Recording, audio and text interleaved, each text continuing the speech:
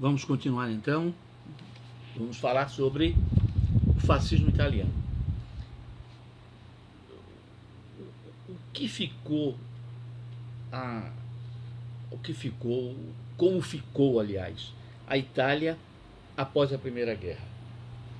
Você já sabe que a Itália lutou ao lado dos vencedores, do Tríplice Entente, mas que ela tinha participado das duas alianças, não é? O Tríplice Entente e a Tríplice Aliança. Em 1916, ela se bandeou para o lado da França, Inglaterra e Rússia, sob a promessa de que teria compensações econômicas e compensações territoriais. A guerra terminou, a Itália recebeu um forte abraço, um aperto de mão, um muito obrigado sincero e mais nada. Ao contrário da Alemanha, que desde a sua unificação, lembre, unificação italiana e unificação alemã, ocorreram simultaneamente. Não foi? 1870. A Alemanha, sob o governo do primeiro-ministro Otto von Bismarck, iniciou um plano de transformar a Alemanha numa potência. Primeiro passo: dar escola fundamental do primeiro ao nono ano para todos os alemães. Dar escola de ensino médio e escolas profissionalizantes para todos os alemães. Fazer com que as universidades tivessem parcerias com a indústria. Para quê? Para que as descobertas no campo da ciência fossem transformadas em tecnologia, de tal maneira a aperfeiçoar, modernizar os equipamentos, as máquinas, as ferramentas. O que é que vai acontecer? Você já sabe. Em 30 anos, 1870, 1901, a Alemanha encostou o seu progresso, o seu desenvolvimento na Inglaterra. Ultrapassou a França. Não é isso? Em 1901, a Alemanha já era o maior PIB do mundo. Em 31 anos. Vê o que é educação. Vê o que é um projeto de fazer um país forte. A Itália podia ter feito a mesma coisa. Em 1870, a Itália se unificou. As diferenças regionais eram gritantes. Isso também existia na Alemanha. O sul da Alemanha era muito mais pobre do que o norte, a área da Prússia. Mas isso vai ser, na Alemanha, isso vai ser superado com um projeto de construir um país. A Itália não teve esse projeto. Houve a unificação e o Vítor Emanuel I, o soberano, ficou refém de um parlamento composto em sua maioria por grandes proprietários de terra e por políticos conservadores, de direita e conservadores, porque existem os de direita com a cabeça no futuro. O que é que vai acontecer? Não há nenhum projeto, não se faz um projeto de desenvolvimento. Em 1900, 30 anos depois da unificação, a Itália continua desigual como era 30 anos atrás com a unificação. A Itália não desenvolveu tecnologia, não deu um grande salto industrial, não passou a Itália exportava italianos, imigrantes pobres e analfabetos para os Estados Unidos e aqui para as Américas. Levas e levas de italianos chegavam ao Chile, à Argentina, ao Uruguai, ao sul do Brasil principalmente. Nós tivemos também uma colônia italiana importante aqui em Pernambuco, mas em minoria. Está vendo o que aqui italiano exportou? Está vendo qual foi o projeto do Estado italiano unificado? Resultado: quando a Primeira Guerra terminou, além de continuar sendo um Estado desigual, injusto, o reino da Itália ficou mais pobre, endividado. Toda guerra é uma desgraça. Guerras provocam racionamento, né? Guerras provocam endividamento. Não há vantagem nenhuma. Raramente um país se beneficia com a guerra. Há exceções, você sabe. Os Estados Unidos ficaram muito bem com a Primeira Guerra Mundial. Para a América Latina, de uma maneira geral, houve um surto de industrialização porque a gente não podia importar da Europa. Então, a Primeira Guerra foi bom, porque nós não participamos. Mas para quem participa diretamente e tem o seu território como palco de guerra, dificilmente guerra é bom. Vamos ver como ficou a Itália especificamente. Pobreza, miséria, desemprego. Eu estou usando o meu roteiro de aula, mas você está sabendo que esse assunto está no livro, não é isso? E eu estou dizendo a vocês, o fascismo italiano. Tá vendo? Tá aqui. No meu livro é a página, cadê? 690. É a unidade 10, o capítulo 33. Não é? Que fica mais fácil para mim folhear, não é? o meu roteiro. Marginalização de ex-soldados. Milhares de ex-soldados da Primeira Guerra voltaram completamente malucos, psicóticos. Outros milhares voltaram mutilados. Tá lembrando, não é? A guerra tira dedos, tira mão, tira braço, antebraço. A guerra tira os olhos, orelhas, maxilares. A guerra deforma o tórax, o abdômen. A guerra corta pés, pernas, coxas. A guerra quebra coluna vertebral e você fica paralítico pro resto da vida. Isso é guerra. Quem pensa a guerra de forma diferente é louco. É um perigo para a humanidade. O que mais? Violência urbana. Lógico. Sem ter emprego, sem ter o que fazer, muita gente parte para roubar, para assaltar, para matar. Dívida externa. Nenhuma compensação econômica ou territorial por ter participado ao lado do tríplice dos vencedores. Aí vem a inflação, porque a gente não está produzindo comida, não está produzindo bens de consumo, não está produzindo bens de capital, não há crescimento. A inflação dispara. Na Alemanha, logo depois da unificação, é lançado um plano de comida na mesa de todo o alemão.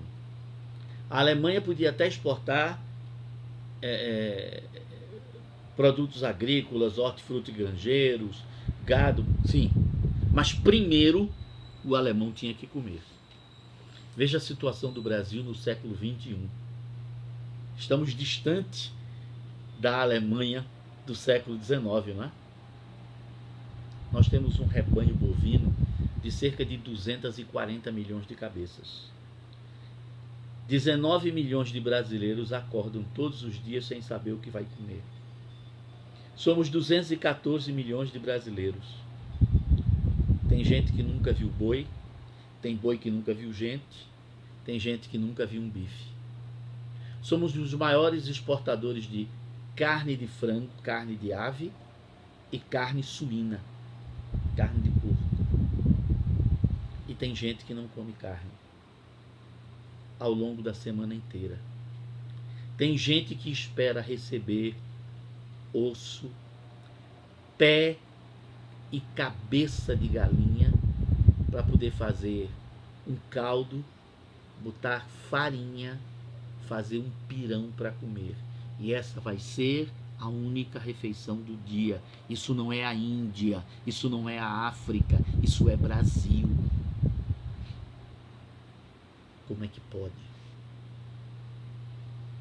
Tá vendo? Quando não há um projeto de se construir um país forte, com um povo educado, com saúde, com alimentação, com segurança, nada dá certo. Não tem nenhum projeto que dê certo. Seguindo, a Alemanha, falências, empresas não podiam continuar porque não estavam vendendo. Injustiça social nos campos e nas cidades. No sul da Itália, né, a parte ao sul de Roma para baixo, o antigo reino de Nápoles, tinha agricultor que ainda pagava corvéia, talha, banalidade. Sabe, Vidas Secas de Graciliano Ramos? Pronto. Continuava igual. E no Nordeste ainda tem gente assim. Seguindo, nas cidades, a parte norte da Itália, você tinha cidades industrializadas, né? Milão, Turim, Gênova, né? a área metropolitana de Veneza, a própria Roma, né? Eram centros industriais e comerciais. E, obviamente, você tem um operariado. E esse operariado estava sendo influenciado por ideias socialistas, por ideias anarquistas. Lembrem que muitos anarquistas expulsos da Itália vêm para o Brasil. Muitos anarquistas expulsos da Espanha vêm para o Brasil. Não é? O nosso movimento operário, não é?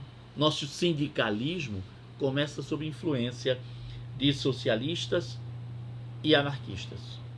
E também ideias marxistas chegam lá pelo norte da Itália. Greves e revoltas urbanas eram comuns nessas grandes cidades, nesses grandes centros. Isso provoca medo. Medo em quem? Medo nos banqueiros, os donos do capital. Medo nos industriais. Medo nos latifundiários, grandes proprietários de terra. Medo nos membros do clero católico.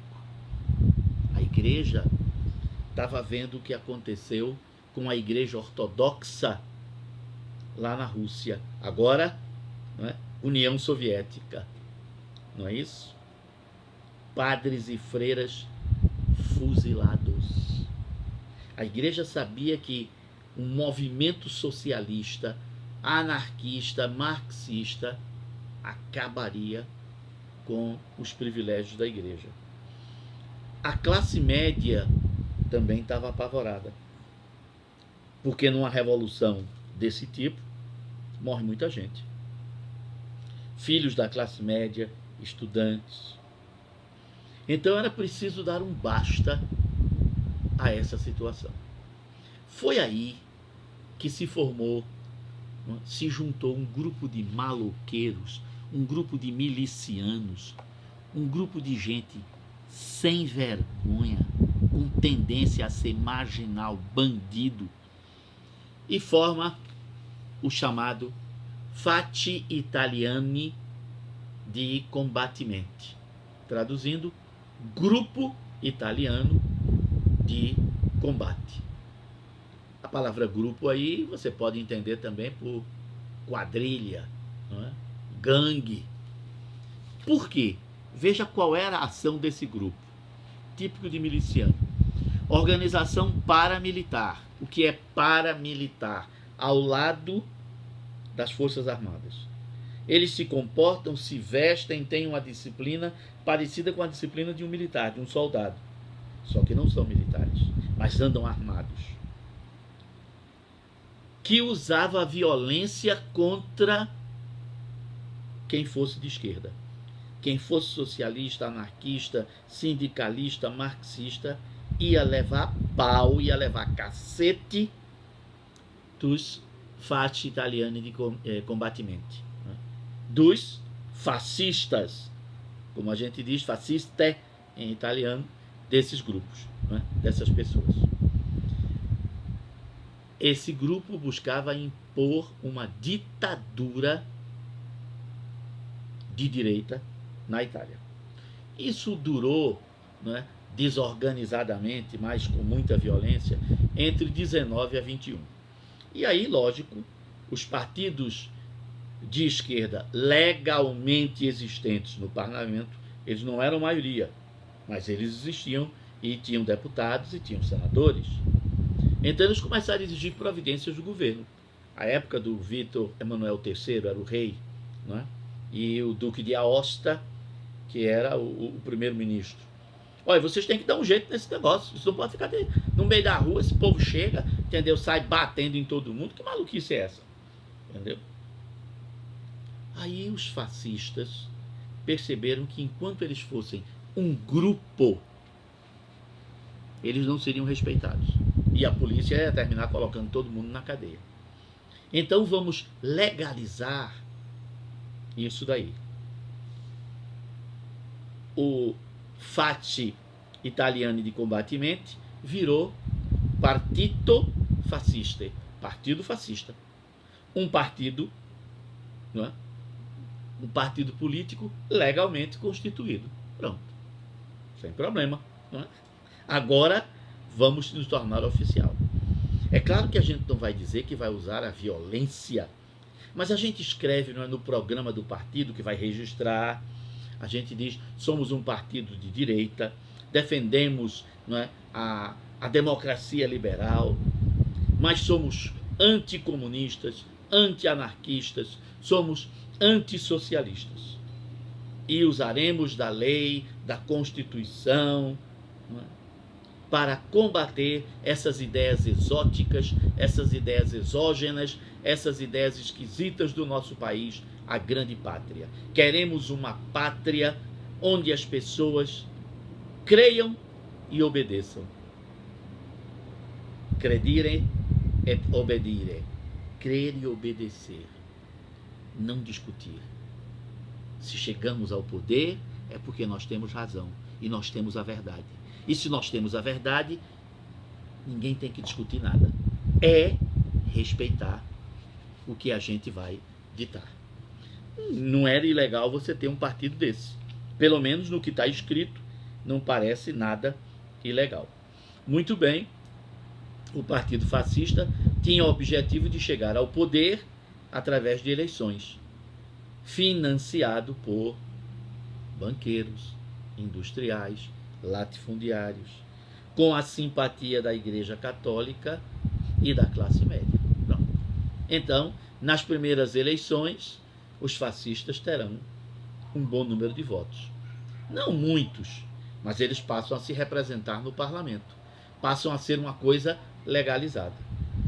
Aí Alves os Fasti, né, de Combattimenti acabaram. Que nada.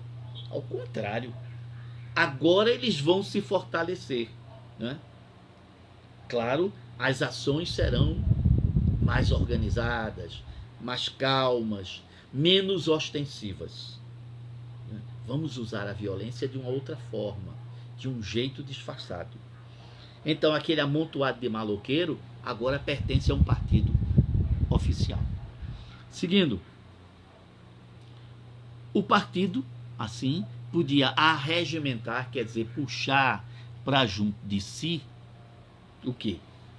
Gente desocupada, gente desempregada, gente que não tinha o que fazer nem para onde ir. Esse pessoal passava a trabalhar em troca de comida no dia. Ó, atenção, vai ter uma passeata no nosso partido. Você vai ganhar R$10 para sustentar uma bandeira, um lanche e um suco. Na hora que a passeata terminar, você vem almoçar aqui na nossa sede. Vai ter um prato de comida. De tarde a gente vai fazer uma manifestação lá na praça, não sei das quantas. Você vai, e com esse colega aqui, vocês vão segurar uma faixa. Cada um de vocês vai ganhar 10 conto e um lanche e um suco. Quando terminar, vocês vêm para cá, vai ter uma sopa. E cada um de vocês leva 30 conto para casa. Para quem não tem nada, isso é uma riqueza, isso é uma maravilha. Você vai poder levar o leite dos filhos, pão, fubá. Não é muito, mas para quem não tem nada e está passando fome, é tudo. Está vendo como é que a pobreza é arregimentada pelos partidos? Não só pelos partidos de extrema direita, A extrema-esquerda também faz a mesmíssima coisa. Não é muito diferente. Resultado. Então, em troca de comida, em troca de roupa e uma pequena remuneração, essas pessoas passam a trabalhar para o Partido Fascista. Isso criava a impressão de que o Partido Fascista tinha uma multidão de seguidores, quando na verdade era gente que não sabia nem o que era fascismo, nem o que era comunismo, nem o que era absolutamente nada. Muito bem, é nesse momento que se destaca dentro do Partido Fascista um camarada que até agora era apenas mais um deputado. Mas só que Benito Mussolini era professor.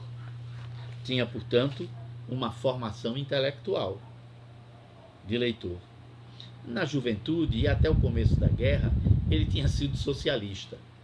Mas desencantado com os governos e o fato da Itália não ter recebido absolutamente nada, ele desencantou-se e passou a observar, né, como se comportavam os fasci italiani de combattimenti. E ele disse: rapaz, essa maloqueiragem não sabe para onde vai. Mas se tiver um líder, um comandante, um duce em italiano, duce, comandante, a coisa pode ser diferente. E por que não eu, esse comandante? E aí Mussolini, que falava bem, que se expressava bem, começou a crescer dentro do partido. E aí se torna o líder do partido dentro do parlamento. Aí passa a ter uma pauta de todo dia ele tem um espaço para falar no parlamento. E partidos pequenos de direita, que não tinham pequena representatividade, né, não tinham um grande número de deputados, começaram a perceber que esse camarada podia unir a direita conservadora. Em vez de a gente estar pulverizado em uma multidão de partidos, a gente podia se unir para apoiar Benito Mussolini. Forma-se o que hoje a gente chama de centrão, né? Aquele amontoado de partidos pequenos que tem um único objetivo: quero fazer parte do poder. Mas enquanto eu for pequeno, eu não posso. Mas se eu me juntar, nós formaremos um bloco grande capaz de transformar Benito Mussolini em primeiro-ministro. Um ano depois, Benito Mussolini já aparecia em todos os jornais, pelas suas ideias, né, principalmente aquela de fazer da Itália uma grande pátria. Transformar a Itália no que a Itália foi à época do Império Romano. Muito bem, a Itália era uma monarquia parlamentarista, eu já disse a vocês, não é? Vittorio Emanuele III era o rei. Em 1922, sentindo, não é, que teria apoio de uma boa parte da população, Mussolini planeja uma grande passeata na cidade de Roma, a chamada Marcha sopra Roma, Marcha sobre Roma. Obviamente, aquele amontoado de desocupado vai ganhar dinheirinho para vestir uma camisa escura, uma camisa negra, né? Segurando faixas, não é? Gritando palavras de ordem e coisa e tal. Pronto. Milhares de pessoas participaram dessa passeata. A passeata foi um sucesso, né? E aí o que aconteceu? O parlamento começa, né, a se juntar.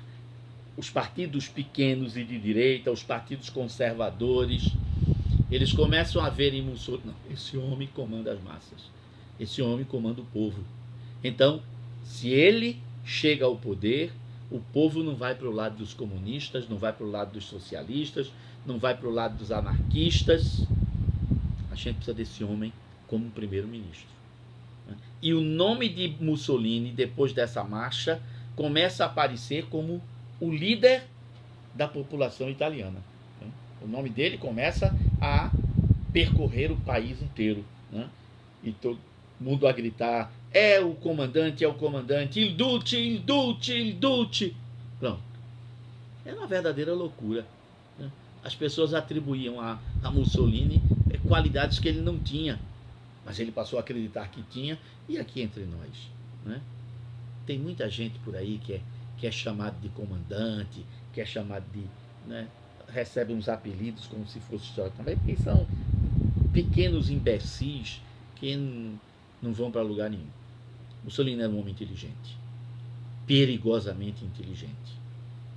O que nós temos hoje por aí, né, é um amontoado de idiota, de gente com um QI de samambaia de plástico, uma inteligência oscilando entre ameba e ostra, a dizer besteira de dar com um pau, mas a defender ideias de extrema direita, sem o brilho, a competência que tinha Mussolini.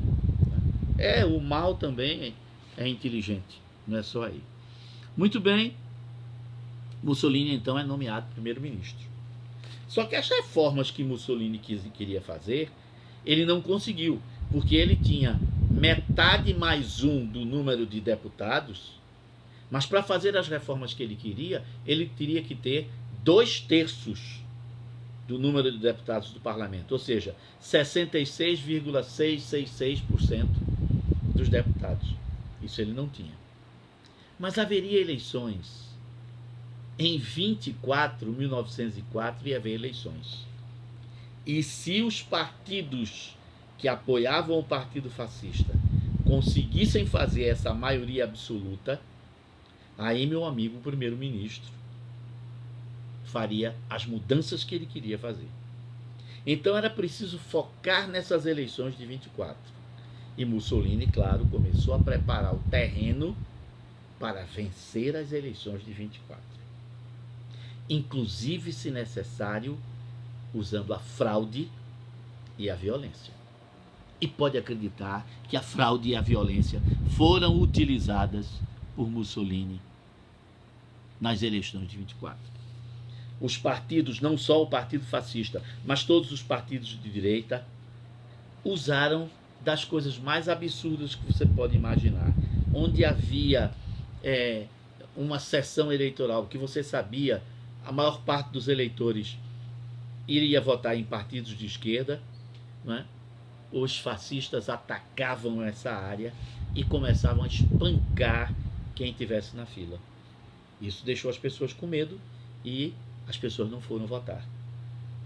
Líderes de esquerda foram sequestrados durante o dia da eleição, obrigados a tomar garrafas de óleo de rícino, um remédio para verme que você toma, não é, uma colherzinha pequena. Será obrigado a engolir uma garrafa daquela. Não precisa dizer a vocês que a diarreia que você vai ter é incontrolável, né? Além de pessoas que foram espancadas e outras que foram mortas, né? Líderes operários de esquerda, principalmente. Quando as urnas são abertas, surpresa! O Partido Fascista e os seus aliados, não é, aquele centrão, chegou ao poder. E chegou ao poder com 2/3 do parlamento. Acabou-se. Daí para frente, Mussolini vai fazer as mudanças que ele quer. Lógico que, apesar de toda a repressão, partidos de esquerda tiveram representação. Chegaram ao poder também, com poucos deputados, mas chegaram. E esses partidos de esquerda se unem, porque agora tem um inimigo comum, para denunciar a fraude que foram as eleições de 24.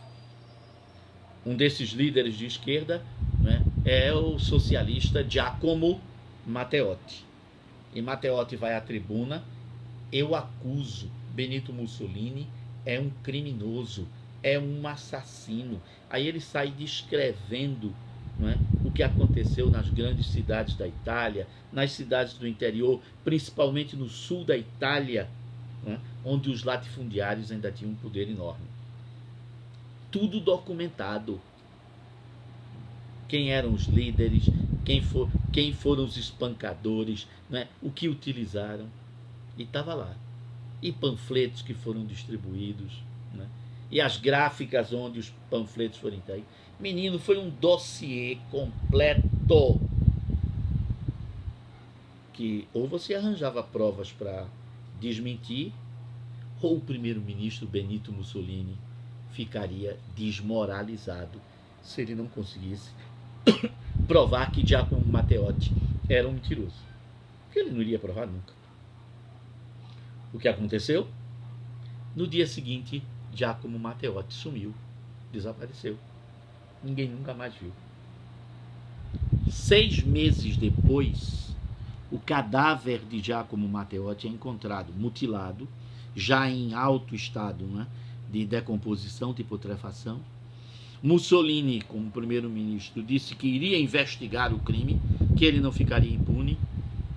E até hoje a gente procura quem matou Matteotti. E ninguém sabe. Pronto. Sem o grande líder da esquerda, Mussolini estava com o caminho livre para pintar e bordar. Então, entre 1925 e 1945, vigorou a ditadura fascista, que foi se instalando devagar, né? Então, primeiro, foram criadas as chamadas leis fascistíssimas, 1926. Por essas leis, o primeiro-ministro teria plenos poderes para decidir o que seria melhor para a Itália. Mussolini não erra, portanto, não tem que prestar contas a ninguém. Está lembrado de Luís XIV, o Rei Sol? Fim do pluripartidarismo. Se Mussolini tem plenos poderes e ao governar ele não erra, para que os outros partidos existirem? Para que existirem partidos de oposição? Não tem sentido mais a democracia. Tá vendo? Esses canalhas se elegem nas regras democráticas. E quando chegam ao poder, matam a democracia. Perseguição aos opositores. Quem fizesse oposição ao governo fascista não estava fazendo oposição a um governo, mas ao próprio país. Era traidor do povo italiano. E traidor merece pau. E traidor merece castigo. Pena de morte para quem fizer oposição. Tá vendo? Controle das eleições, que a essa altura você só podia eleger um partido só. Os membros do partido fascista.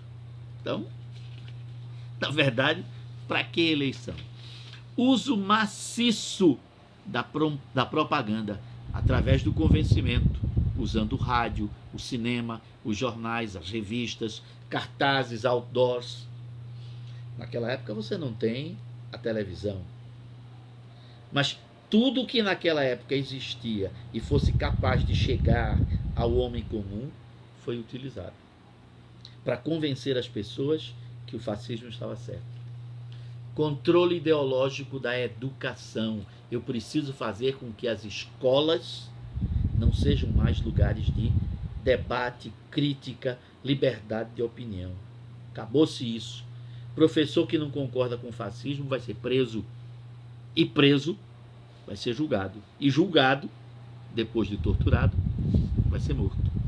Intervenção nas universidades e acaba a liberdade de cátedra. Ou seja, o direito do professor discordar do governo.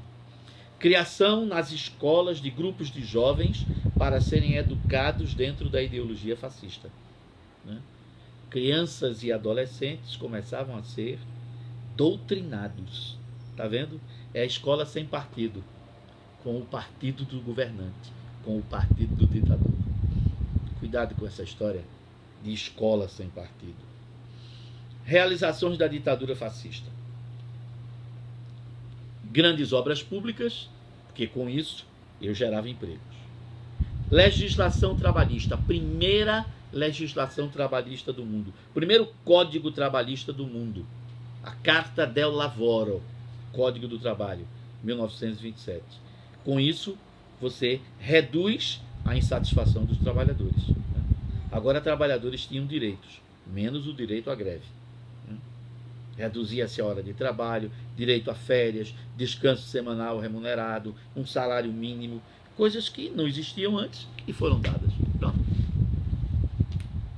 Ninguém vai reclamar mais. Busca do apoio da Igreja Católica. O que é que Mussolini faz? Quando foi feita a unificação italiana, o Papa da época se considerou prisioneiro do novo governo italiano, né? E as propriedades da igreja foram confiscadas. Vítor Emanuel I, naquela época, propôs uma indenização à igreja. O Papa não aceitou. Mussolini vai conversar de novo sobre o mesmo assunto. Só que o Papa agora é outro, né? O Papa é o Papa Pio XI. E ele propõe, então, vamos indenizar a igreja pelas perdas que ela teve com a unificação. Além disso, o catolicismo vai ser a religião oficial do Estado italiano. A igreja vai ter isenção de impostos. Os padres, freiras que precisarem usar ônibus, trem, navio, aviões, não pagarão. Agora, em troca, a igreja tem que dizer oficialmente que apoia o governo de Mussolini. O Papa da época, não é, influenciado por cardeais safados, nojentos, terminou assinando o acordo, não é? É o chamado, não é, Acordo de Latrão. Latrão é o nome, não é, da igreja onde esse acordo foi assinado. E a concordata, em que a religião católica se tornava oficial. Isso em 1929. E Mussolini ainda arranjou um jeito de desenvolver o imperialismo. Uma invasão à Etiópia em 1936, né, para botar a máquina de guerra para funcionar, incentivo à indústria bélica. Agora vamos fazer guerra, não é?